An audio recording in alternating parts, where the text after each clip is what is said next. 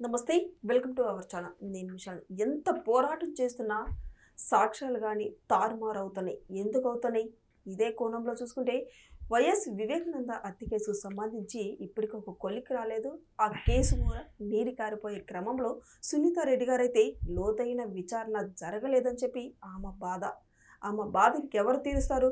ఇలాంటి క్రమంలోనే భారతిరెడ్డి గారికి అదే చనిపోయిన టైంలో ఎవరు కాల్ చేశారు? సాక్షి మీడియాలో ఎడిటింగ్ చేసే ఒక వ్యక్తి వెంటనే కాల్ చేశారంట. తనకి ఎలా తెలిసింది వెంటనే తను చనిపోయింది? ఇదంతా లోతుగా విచారిస్తే అసలు నిజాలు వెలుగులోకి వస్తాయని సునీతారెడ్డి గారి బాధ. కానీ ఇక్కడ మొత్తం కేసు ఒక కొలిక్కి రాకుండానే ఆమె బాధ ఎవరు తీర్చాలి? ఇక్కడ సిబిఐ కావచ్చు, ఇన్వెస్టిగేషన్ కావచ్చు, ఇదంతా లోతుగా విచారిస్తే అసలు విషయాలు వెలుగులోకి వస్తాయని సునీతారెడ్డి గారు చెప్తున్నా సరే తన బాధ ఎవరు అర్థం చేసుకోలేకపోతున్నారు. కానీ దీని మీద పూర్తిగా విశ్లేషించడానికి మన స్టూడియోలో ఉన్నారు సీనియర్ జర్నలిస్ట్ దుర్గకుమార్ గారు ఉన్నారు. వారిని విషయాలను తెలుసుకునే ప్రయత్నం చేద్దాం. నమస్కారం సార్. నమస్తే అమ్మ శాలిని, మన వీక్షకులు కూడా. సునీతారెడ్డి గారి పోరాటం ఇప్పటికీ 8 years అవుతుంది. కానీ ఇప్పటి వరకు తన పోరాటం చేస్తున్నా కూడా తనకు న్యాయం జరగలేదు. చాలా బాధపడుతూ ఉంది.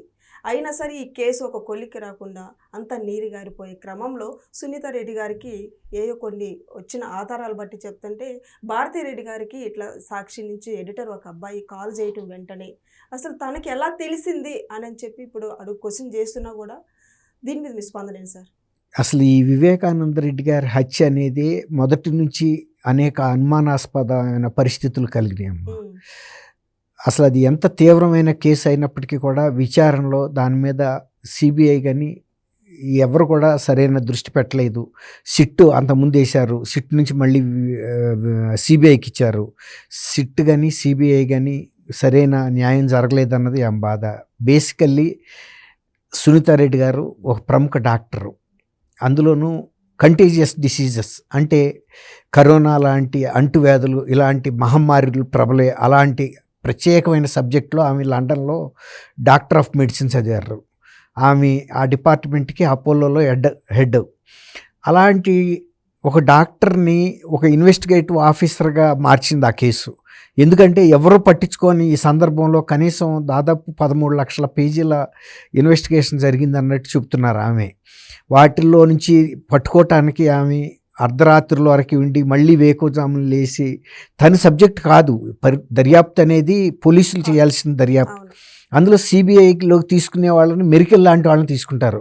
డిపార్ట్మెంట్లో చాలా అద్భుతంగా పనిచేసిన వాళ్ళని, ట్రాక్ రికార్డు బాగా ఉన్న వాళ్ళని, నిజాయితీ పరులని, తర్వాత వాళ్ళలో నైపుణ్యం కూడా ఉండాలి, అలాంటి వాళ్ళనే తీసుకుంటారు. మరి అలాంటి వాళ్ళు ఈ కేసుని అడుగుకి ఒక అడుగు ముందుకేయటం, మీరు చేయమంటే చేస్తామని సుప్రీంకోర్టులని లేకపోతే హైకోర్టులని లేకపోతే సిబిఐ కోర్టులని అడగటం. న్యాయమూర్తులకి ఈ దర్యాప్తు మీద అంత అవగాహన ఉండదు. తర్వాత దర్యాప్తు ఎంత చిన్న కేసు అయినా సరే దర్యాప్తు చేయాల్సిన కొన్ని ప్రాథమికమైన అంశాలు ఉంటాయి. అవి ఎలా జరిగింది, ఎవరు చేశారు, ఎందుకు చేశారు, ఎవరు లబ్ధి పొందారు, ఎవరు అమలు చేశారు, దీని ప్రధాన ఉద్దేశం ఏంటి, ఇలాంటి కొన్ని కీలకమైన అంశాలు దర్యాప్తులో కవర్ అవ్వాలన్నీ. అది పూర్తిగా అట్లా జరగలేదు ఈ కేసు. అంటే ఏదో కంటి తుడుపుగా చేశారే తప్ప చేశామంటే చేశాం మమ అన్నట్టుగా జరిగిందనేదే సునీతారెడ్డి గారు ఇవాళకి కూడా ఆమె పడుతున్న ఆవేదన. అదే అంశాన్ని సిద్ధార్థ లూథ్రా లాంటి ప్రముఖ లాయర్లను పెట్టుకుని సుప్రీంకోర్టులో వాదించినా కూడా సుప్రీంకోర్టు కూడా లూథ్రా గారు చెప్పిన కీలక అంశాలను పట్టించుకోలేదు అనేది వాళ్ళకి అసంతృప్తి మిగిలిపోయింది. ఇప్పుడు 3వ ఛార్జ్ షీట్ కూడా వీళ్ళు సిబిఐ కోర్టు హైదరాబాద్లో ఫైనల్ ఛార్జ్ షీట్గా దాఖలు చేశారు సిబిఐ వాళ్ళు. ఇంకా ఇంతకన్నా విచారించడానికి మా దగ్గర ఏమీ సమాచారం లేదు అని కేసు చెప్తున్నారు. ఇప్పుడు సునీత గారు చెప్పేది ఏంటంటే అసలు ఈ వివేకానంద రెడ్డి గారిని చంపాల్సిన అవసరం ఎవరికి ఉంది ప్రాథమికంగా? ఇది ఒక రాజకీయంగాను కుటుంబ పరంగాను జరిగిన అంశం. షర్మిల గారు కూడా అదే చెప్పారు. మా బాబాయ్ హత్య అనేది ఏదో యాదృచ్ఛికంగా జరిగింది కాదు, ఎవరో బయట వాళ్ళు వచ్చి చేయలేదు, అది కడప నియోజకవర్గ ఎన్నిక అంశం. మా కుటుంబం తరపునే పోటీ చేయాలి వైఎస్ఆర్సీపీ తరపున అని అడిగారు, నన్నే పోటీ చేయమని అడిగాడు, లేకపోతే తను చేస్తానన్నాడు. ఇంకొక ఎవరికి ఇవ్వటానికి ఆయనకి ఇష్టం లేదు, కేవలం రాజారెడ్డి వంశీకులు మాత్రమే చేయాలి అని. ఎందుకంటే ఈ కుటుంబాన్ని ఈ స్థాయికి తీసుకొచ్చిన వ్యక్తులు రాజారెడ్డి కుటుంబీకులు మాత్రమే. లాభం పొందినా నష్టం పొందినా ఆయన కూడా ఆ ఫ్యాక్షనిజానికి బలయ్యాడు. అందువల్ల వేరే వాళ్ళు ఈ రాజకీయ లబ్ధి పొందడం ఆయనకి ఇష్టం లేదు. కాబట్టి నన్ను పిలిచి మాట్లాడిన కొద్ది రోజులకే ఇది జరిగింది. అందువల్ల ఆమె ఒక స్పష్టత అయితే అక్కడ ఇచ్చింది. ఇచ్చినప్పుడు ఆమె చెప్పిన స్టేట్మెంట్ని వాంగ్మూలం తీసుకుని అక్కడ పక్కన పెట్టేస్తే ఇంకా దర్యాప్తు ఏముంటుంది? ఆమె ఇచ్చిన వాంగ్మూలంలోంచి విషయం గ్రహించి ఎవరు దీని మూలాన లబ్ధి పొందారు? అవినాష్ రెడ్డికి టికెట్ ఇచ్చారు. ఎవరు ఇచ్చారు? జగన్మోహన్ రెడ్డి గారు ఇచ్చాడు. వివేకానంద రెడ్డి గారు ఏం కోరుకున్నాడు? వాళ్ళకి ఇవ్వద్దని కోరాడు. కాబట్టి ఆయన్ని లేపేశారు. లేపేసిన తర్వాత షర్మిలకి ఇవ్వాలన్న కోరిక ఆయనకి నెరవేరలేదు. ఇలాంటి అంశాలతో పాటు అసలు అక్కడ హత్య జరిగిన రోజు అత్యంత ముందుగా తెలిసిన వ్యక్తి భారతి గారికి ఫోన్ వచ్చింది. భారతి గారు కింద అప్పుడు ఎన్నికల ప్రణాళికని రచించడం కోసం ఉమారెడ్డి వెంకటేశ్వర్లు గారు, తర్వాత ఐఏఎస్ ఆఫీసర్ ఒక ఆయన, వీళ్ళందరూ సలహాదారు.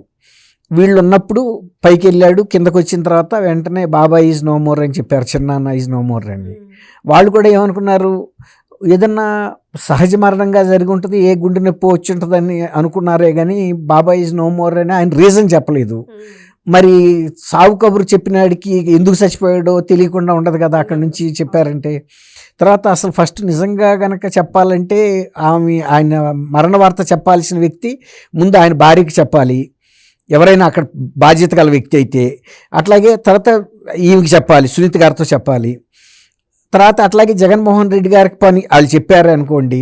చెప్పినా జగన్మోహన్ రెడ్డి గారు వెంటనే మరు నిమిషంలోనే వీళ్ళకి చెప్పాడు కానీ సునీత గారికి కదా చెప్పాలి. ఆమె కదా వెంటనే, ఆమె ఏకైక వారసురాలు ఆయనకి. ఆయన కొడుకులు కూడా లేరు, చెప్పలేదు. పిన్నికి చెప్పలేదు. అంటే ఈయన అంత కూల్గా ఎట్టా తీసుకున్నాడు?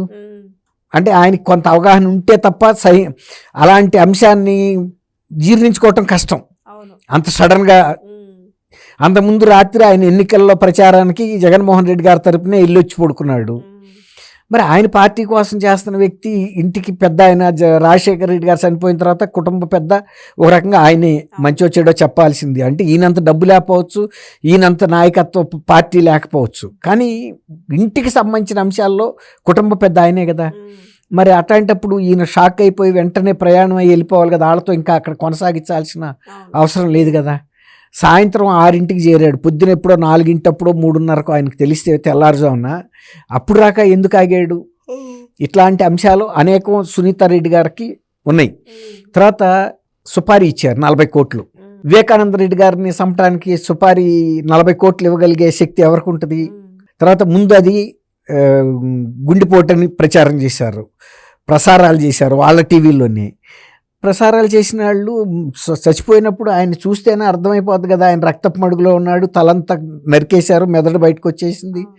మరి అవన్నీ తెలవకుండా గుండెపోటు అని ఎలా చెప్పారు?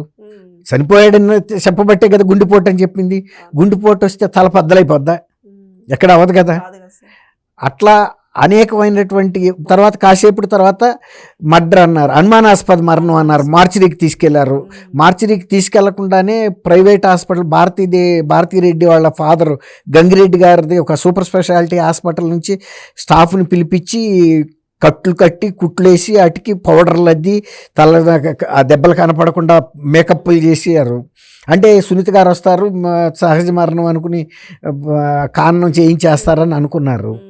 అట్లా ప్రతి దశలోనూ అనుమానాస్పదంగా ఉంది. తర్వాత మార్చిరీలో పెట్టినప్పుడన్నా కనపడినాయి కదా. తర్వాత ఇంకోటి, ఆ రక్తాన్ని అంతా తుడిచారు కదా. తుడిచినప్పుడు ఎవరో వచ్చి నరికారని ఎవరో చెప్పలేకపోవచ్చు, కానీ నరికింది అయితే జరిగింది కదా. అసలు ఎవరన్నా క్రిమినల్ కేసు అట్లా ఒక నేరం జరిగితే రక్తం తుడిచేయటం, బట్టలు మార్చడం, ఫినాయిల్తో కడగటం, ఇవన్నీ ఎవడన్నా చేస్తారా? మామూలుగా చదువు లేని వ్యక్తి అయినా కూడా ముందు పోలీసులను పిలిపిస్తారు. మరి అక్కడ ఉండాలంతా పెద్ద పెద్ద వాళ్ళే కదా. మాజీ ఎంపీ అవినాష్ రెడ్డి గారు ఉన్నాడు, అప్పటికి ఎంపీగా కూడా ఉన్నాడు ఆయన. మరి తర్వాత డాక్టర్లు వచ్చారు, అందులో వాళ్ళ కుటుంబానికే చెందిన మొన్న అభిషేక్ రెడ్డి ఎవరు చనిపోయాడు, అతను కూడా సూపర్ స్పెషలిస్ట్ డాక్టరు, ఆయన కూడా వచ్చాడు. శవానికి ఇట్లాంటి కట్లు ఎవరైనా చేస్తారా? అవన్నీ యాజిటీస్గా ఉంచాలి కదా. పోలీస్ అధికారి అక్కడ శంకరయ్య అనే ఇన్స్పెక్టర్ ముందే కూడా ఇవన్నీ చేశారు. సునీత గారికి లేట్గా చెప్పారు. సునీత గారు పట్టుబడితేనే పోస్ట్ మార్టంకి వెళ్ళింది. పోస్ట్ మార్టంలో రిపోర్ట్లో వచ్చిన తర్వాత ఇది క్లియర్ హత్య అని వాళ్ళు కూడా చెప్పారు. అంత దెబ్బలు ఉన్న తర్వాత ఏ డాక్టర్ చెప్పడు, వీళ్ళు ఎంత ఒత్తిడి చేసినా. ఈ విధంగా అన్ని స్థాయిల్లోనూ ఈ కేసుని తప్పుదోవ పట్టించారు. తర్వాత వాళ్ళ పత్రికలో తప్ప వాళ్ళ ఛానల్లో తప్ప ఇది గుండెపోటని ఎవరు రాయలేదు. తర్వాత ఇంకోటి ఏంటంటే ఆయన ఒక ప్రాపర్టీస్ సెటిల్మెంట్ చేసే ఒక దళారి అన్నట్టుగా రాశారు, ఆ గొడవలతో చంపేశారని. తర్వాత చంద్రబాబు నాయుడు గారి మీద కాసేపు పెట్టారు. ఇట్లా రకరకాల మలుపులు తిప్పారు. ఈ కేసులో అసలు మొదట ఎవరికి బయటకు తెలిసిన వ్యక్తులు ఎవరనేది విచారణ చేయమనేది సునీత గారు సింపుల్ కోరిక. అసలు దర్యాప్తు చేయాల్సిన ప్రాథమిక అంశం కూడా. అలాంటి ప్రాథమిక అంశాన్ని ఇంత అత్యంత పెద్ద దర్యాప్తు సంస్థ వృత్తిపరంగా చాలా కాంపిటెన్సీ అంటే నిపుణత ఉన్న సంస్థ ఎందుకు వదిలిపెట్టేసింది అన్నదే ఇప్పుడు సునీత గారి ప్రశ్న. ఇవి సిబిఐ ప్రవర్తనే ఒక $1 మిలియన్ ప్రశ్నగా ఉందని కూడా ఆమె చెప్పింది. వీటిని ఎందుకు పట్టించుకోవట్లేదు అన్నదే. ఆమెమి చనిపోయిన తండ్రిని బతికిచ్చి తీసుకురామని అడగటల్లా. అసలు ఎవరున్నారు దీని వెనక, కుట్ర ఎవరు చేశారు, ఎవరికి అవసరం వచ్చింది, ఎందుకు ఇలాంటి డ్రామాలు ఆడారు, ఈ హత్యతను అడ్డం పెట్టుకుని ఎందుకు వాళ్ళు రాజకీయ లబ్ధి పొందారు, నా బాబాయిని చంపేశారు పలానని ఇప్పుడు చంద్రబాబు నాయుడు గారిని వీళ్ళందరినీ కూడా పెట్టారు. ఒక దశలో ఆమెని వాళ్ళ హస్బెండ్ని సునీత గారిని రాజశేఖర రెడ్డి, సునీత గారి హస్బెండ్ కూడా పేరు కూడా రాజశేఖర రెడ్డి, ఆయన్ని కూడా వీళ్ళే చంపించారని కూడా పెట్టారు. ఎందుకంటే ఆస్తి కోసం అని, లేకపోతే ఆయన ఇంకెవరికో ఆస్తి ఇస్తాడని అనుమానంతో చేశారని. ఈ విధంగా ఆమెను ఎంత క్షోభ పెట్టారంటే ఆమె ఆ కేసు కొట్టించుకోవటం కూడా చాలా కష్టపడాల్సి వచ్చింది. తర్వాత సిబిఐ అధికారుల మీద కూడా దర్యాప్తు చేయకుండా అడ్డుపడ్డారు, వాళ్ళ మీద కేసులు పెట్టారు. ఇదంతా కూడా చాలా పెడపోకడలుగా జరిగింది ఈ దర్యాప్తు అంతా. ఎక్కడ కూడా ఇటువంటి గతంలో ఆమె ఏమంటుందంటే ఇలాంటి కేసులు అనేకం జరిగినాయి. ఇప్పుడు అరుషి కేసు అని ఢిల్లీలో జరిగింది, తర్వాత కేరళలో కేసు ఇట్లాగా అయింది, మొన్న అనంతబాబు కేసు డ్రైవర్ని డోర్ డెలివరీ ఇచ్చిన కేసెస్ జరిగినాయి కదా. అలాగే దీన్ని కూడా పునర్విచారణ చేయండి, ఎప్పుడైనా లోపాలు జరగవచ్చు ఏ వ్యవస్థలోనైనా. నేను దాన్ని కూడా తప్పు పట్టట్లేదు, కానీ సమగ్రమైన విచారణ జరగాలి, లోతుగా జరగాలి, ఎవరైతే ఈ కుట్ర చేశారో వాళ్ళు బయటికి రావాలన్నదే ఆ కోరిక. అది తప్ప మిగిలిన అన్నీ చేస్తున్నారు. దాంతో అసలు వ్యక్తులు వాళ్ళ బయటకు వచ్చే పరిస్థితి లేకుండా అయిపోయింది. మరి దీనికి పరిష్కార మార్గం ఆమె అయితే నేను పోరాడతానని అంటుంది, కానీ మార్గాలన్నీ మూసుకుపోయిన తర్వాత పోరాడటానికి ఉన్న, ఇప్పుడు మనం ఒక ప్రాంతానికి వెళ్ళాలి, ఆ రోడ్డు బ్లాక్ చేసేస్తే మనం ఎక్కడికి వెళ్ళగలుగుతాం? ఇప్పుడు అలాంటి పరిస్థితి వచ్చింది. న్యాయపరంగా సాంకేతిక పరంగా అనేక చిక్కులు సిబిఐ దర్యాప్తు సంస్థే రాసేసింది, మేము ఇక చేయాల్సింది ఏమి లేదని. వాళ్ళే అస్త్ర సన్యాసం చేస్తే బాణం వేయాల్సినాడే నేను ఈ బరువు ఎత్తలేను, బాణం వేయలేను అంటే ఎవరు వేయాలి? ఇప్పుడు సునీత గారు వేయగలుగుతారు. సునీత గారికి నిపుణత ఉందా, అధికారం ఉందా? రాజ్యాంగపరమైన వ్యవస్థ ఆమె ఒక బాధితుడికి కుమార్తె, ఓ ప్రముఖ డాక్టర్. ఆమెను ఏదైనా ఆపరేషన్ చేయమంటే చేస్తే కానీ దర్యాప్తు చేయమంటే చేయలేరు కదా. అలాగే సిబిఐ వాళ్ళని తీసుకొచ్చి ఈయన చేసే ఆపరేషన్లు చేయమంటే, వైద్యం చేయమంటే వాళ్ళు చేయగలరా? ఎవరు చేయాల్సిన పని వాళ్ళు చేయాలి. ఇప్పుడు ఏమైందంటే వాళ్ళు చేయని పనిని ఈయన భుజాన్ని వేసుకుని చేయాల్సి వస్తుంది. ఎంతవరకు వెళ్ళగలుగుతుంది? కోర్టులు కూడా సహకరించాలి. అసలు ఇంకోటి ఏంటంటే కోర్టులు ఇవి ఇన్నిసార్లు జరుగుతున్నప్పుడు అసలు దర్యాప్తులో చేయాల్సిన అన్ని అంశాలని సిబిఐ స్పృశించిందా లేదా అని ఒక ఫార్మర్ సిబిఐ డైరెక్టర్ను, ఒక సీనియర్ ఐపీఎస్ అధికారికో ఈ వీళ్ళిచ్చిన రిపోర్ట్ కనుక ఇస్తే ఆయనే చెబుతాడు ఇవి పూర్తిగా సమగ్రంగా అవ్వలేదు. ఇప్పుడు మనం ముసుగు కప్పుకోవాలంటే కాళ్ళ నుంచి తల వరకే కప్పుకున్నప్పుడే ఇది పూర్తి ముసుగు. ఇక్కడ వరకే కప్పుకుంటే మనం చలిని కాపాడుకోలేము, తలంతా చలిలోనే ఉంటుంది. కాబట్టి అది ఏదైనా జరిగితే పూర్తి స్థాయిలో జరగాలి ఆ దర్యాప్తు అనేది. ఇప్పుడు ఇది హాఫ్ హార్టెడ్గా ఆఫ్ జరిగినట్టు కనపడుతుంది. జరగాల్సిన అన్ని అంశాలని దర్యాప్తు పరిధిలోకి తీసుకురాలేదు. అలాగే ఇందులో ప్రమేయం ఉన్న వ్యక్తులందరినీ దర్యాప్తులోకి పిలిచి క్రాస్ ఎగ్జామినేషన్ చేయలేదు, ప్రశ్నించలేదు. అసలు ఒక్కసారి కూడా వాళ్ళని పిలవలేదు. పిలవనప్పుడు ఎట్లా దర్యాప్తు అయిందని చెప్తాము? కాబట్టి సునీత గారు ఇంత ఆవేదన కూడా, తర్వాత ఇది సునీత గారి ఆవేదనే కాదు, రెండు తెలుగు రాష్ట్రాల ప్రజలకి కూడా ఆవేదనగానే ఉంది. ఎందుకంటే అంత ప్రముఖమైన వ్యక్తిని చంపిన వ్యక్తులు స్కాట్ ఫ్రీగా వెళ్ళిపోయారు. అంటే వాళ్ళని ఎవరు ఏమీ చేయలేదు, చిన్న గీత కూడా పడకుండా వెళ్ళిపోయారు. అది అందరికీ బాధగానే ఉంది. మరి ఉన్నత న్యాయస్థానాలేమో వీళ్ళని దర్యాప్తు సమగ్రంగా ఎందుకు చేయట్లేదని ప్రశ్నించలేకపోతున్నాయి. వాళ్ళేమో మేము చేసేసామని చెబుతున్నారు. ఇప్పుడు సునీత గారు ఏం చేయగలుగుతుంది? న్యాయమూర్తులు కూడా ఇప్పుడు మిమ్మల్ని విజయవాడ వెళ్ళమని కారు ఇచ్చాము, నువ్వు సగం దూరం వెళ్ళి అయిపోయింది వచ్చేసానంటే అడుగడుక్కి తోసి నిన్ను విజయవాడ రాక తీసుకెళ్ళడం సాధ్యం అవుతుందా? నీకుండాలి. నన్ను విజయవాడ వెళ్ళమన్నారు, నా గమ్యం విజయవాడ. సూర్యాపేటలో నువ్వు ఆగిపోయి నేను వెళ్ళిపోయాను విజయవాడ అంటే దానికి ఇక నిష్కృతి లేదు. ఇప్పుడు సునీత గారి పరిస్థితి కూడా అట్లాగే ఉంది. మధ్యంతరంగా ఆపేసి అయిపోయిందని చెబుతున్నారు. ఆమె ఎంతవరకు తీసుకెళ్ళగలుగుతుంది? ఆమెకుండా అధికారాలు ఏంటి? ఆమెకుండా పరిజ్ఞానం ఏంటి? ఈ పరిశోధనలో ఒక బాధితురాల కుమార్తెగా బాధపడుతుంది తప్ప ఆమె ఈ కేసుని స్వయంగా దర్యాప్తు చేసే అధికారం లేదు, ఆ వ్యవస్థ లేదు. సార్ మళ్ళీ ఇప్పుడు పిటిషన్ వేసే అవకాశం ఉందంటారా? అడుగుతారు, మళ్ళీ రివిజన్ పిటిషను లేకపోతే మళ్ళీ ఫుల్ బెంచ్ కోర్టు రిఫర్ చేస్తారు. ఆమె వీళ్ళంతరకు చేస్తుంది. ఎవరైనా నిద్రపోయిన వాళ్ళని లేపుతాం కానీ నిద్ర నటించావు, నువ్వు నిద్రపోవట్లేదు, నీ పిలిచినవన్నీ నీకు వినపడుతున్నాయి, నీ భుజం తడితే కూడా నీకు తెలుస్తుంది, నువ్వు లేవట్లేదంటే నటిస్తున్నావు, నువ్వు నిన్ను ఎవరు లేపుతాడు? ఇప్పుడు ఆ కేసు కూడా ఆ పరిస్థితుల్లో. Thank you sir. Thank you అమ్మా శాలిని, మన వీక్షకులు.